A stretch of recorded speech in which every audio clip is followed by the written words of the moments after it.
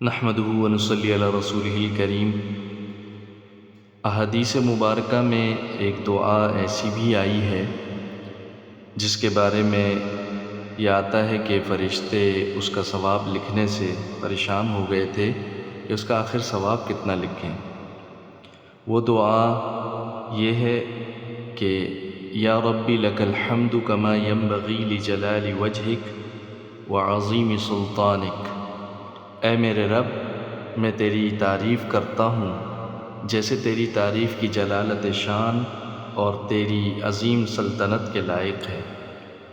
یہ کلام اعمال لکھنے والے دونوں جو فرشتے ہیں ان کے لیے مشکل ہو گیا۔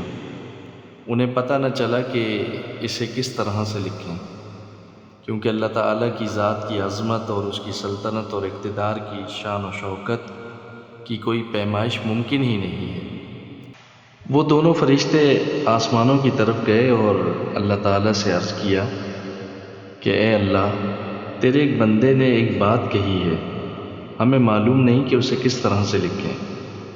اللہ تعالیٰ نے فرمایا، حالانکہ اللہ تعالیٰ علیم و خبیر ہیں، سب کچھ جانتے ہیں، اس کے باوجود اللہ تعالیٰ نے ان فرشتوں سے پوچھا کہ اس بندے نے کیا کہا ہے، تو ان فرشتوں نے وہی الفاظ دہرا دیے، یا ربی لک الحمد کما ینبغی لجلال وجہک ولعظیم سلطانک۔ تو اللہ تعالیٰ نے فرشتوں سے فرمایا کہ اسے ایسے ہی لکھ دو جیسے میرے بندے نے کہا ہے، حتیٰ کہ جب وہ مجھ سے ملے گا تو میں خود ہی اس شخص کو اس کا ثواب عطا کر دوں گا۔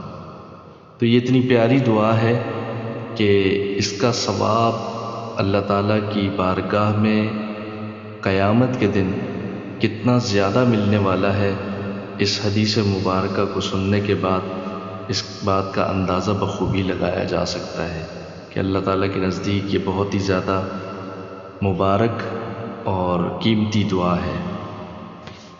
ان دعاؤں کو اور ان وظائف کو اپنے روزمرہ کے معمولات میں شامل کر کے اپنی دنیا اور آخرت کو سنواریے۔